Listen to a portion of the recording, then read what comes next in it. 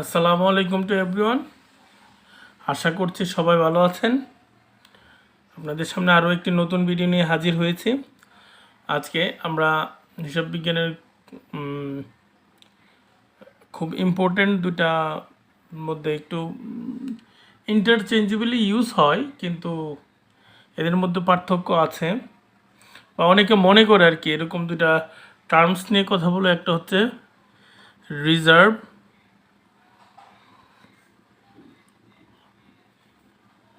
Versus provision.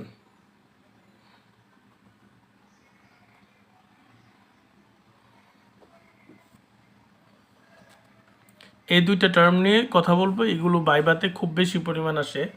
সামনে যেহেতু petro বাংলার পরীক্ষা আসতেছে, তো আপনাদের উচিত এই টার্মসগুলো ক্লিয়ার হয়ে এই টার্মসগুলোর সাথে পরিচিত থাকা আর কি। প্রথমত আমি যদি বলি রিজার্ভ,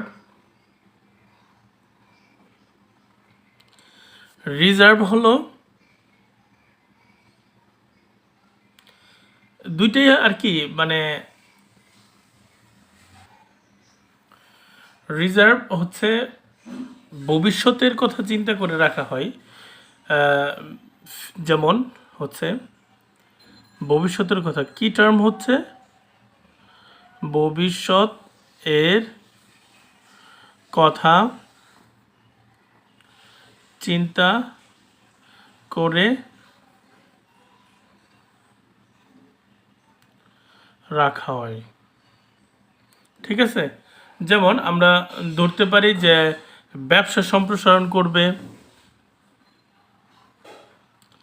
ব্যবসায় সম্প্রসারণ করবে, এটার জন্য উনি এক রিজার্ভ রাখতে পারে।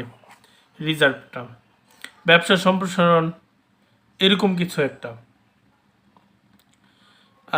বা অনির্দিষ্ট কোনো দায় দেন। আরেকটা ইম্পর্টেন্ট জিনিস আসতে পারে অনির্দিষ্ট কোনো দায় দেনা, যেটা আমরা বলতে পারি কন্টিনজেন্ট লায়াবিলিটিস। এই টাইপের কিছু একটার জন্য আমরা কি রিজার্ভ রাখি। কতগুলো রিজার্ভ আছে, এগুলো পরীক্ষাতে এমসিকিউ হিসাবে আসে। সেগুলোর মধ্যে ইম্পর্টেন্ট হচ্ছে ক্যাপিটাল রিজার্ভ, ক্যাপিটাল রিজার্ভ, আরেকটা হচ্ছে জেনারেল রিজার্ভ,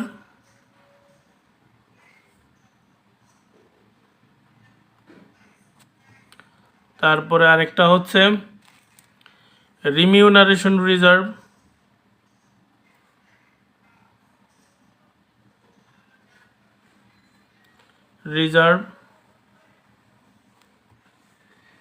আরেকটা হচ্ছে ডিভিডেন্ড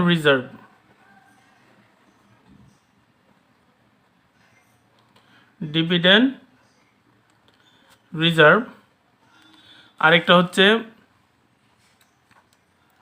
সিক্রেট রিজার্ভ,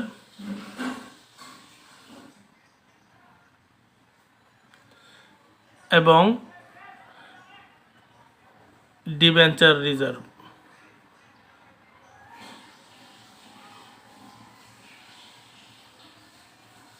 ঠিক আছে, এগুলো হচ্ছে কি এক্সাম্পলস অফ রিজার্ভ।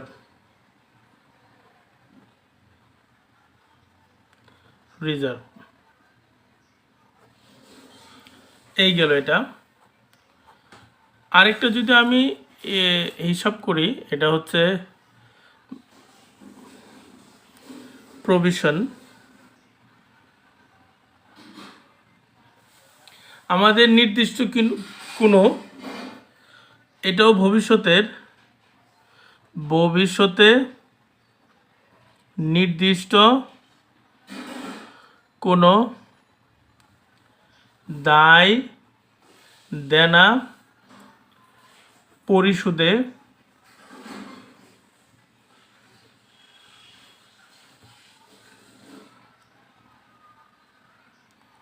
জন্য আলাদা করা হয়। এই যে কন্টিনজেন্ট লায়াবিলিটি, এটা হচ্ছে অনির্দিষ্ট হতে হবে। এই যে উপরেরটা অনির্দিষ্ট,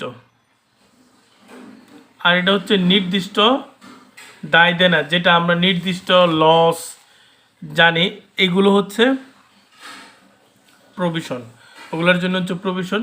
আর আমি একটা পার্ট জিনিস দেখলাম, এটা হচ্ছে পজিটিভ জিনিস ইন্ডিকেট করতেছে, যেটা হচ্ছে ওই রিটেন আর্নিং স্টেটমেন্টের এলিমেন্টস। আর এখানে আমরা এক্সাম্পলগুলো যদি দেখি, তাহলে আমি প্রথম, the most important provision is depreciation একটা প্রভিশন। তারপরে হচ্ছে গ্যারান্টিস,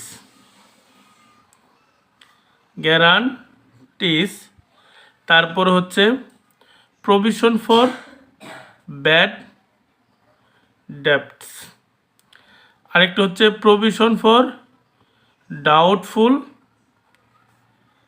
ডেটস, তারপরে হচ্ছে রিস্ট্রাকচারিং লায়াবিলিটিস,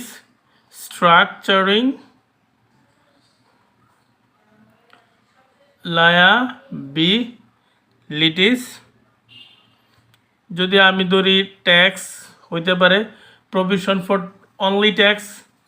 আবার যদি এটা বলি যে প্রভিশন ফর ইনকাম ট্যাক্স হইতে পারে।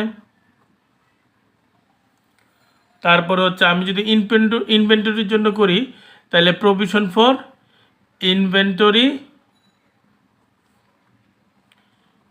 অবসোলেসেন্স।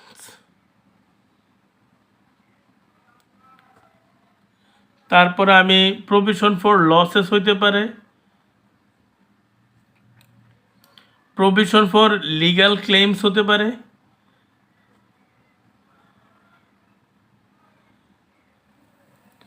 প্রভিশন ফর সেলস অ্যালাউন্স হতে পারে,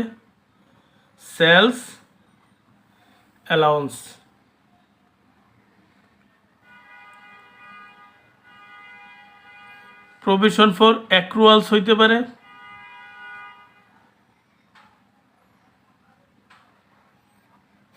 and the last one is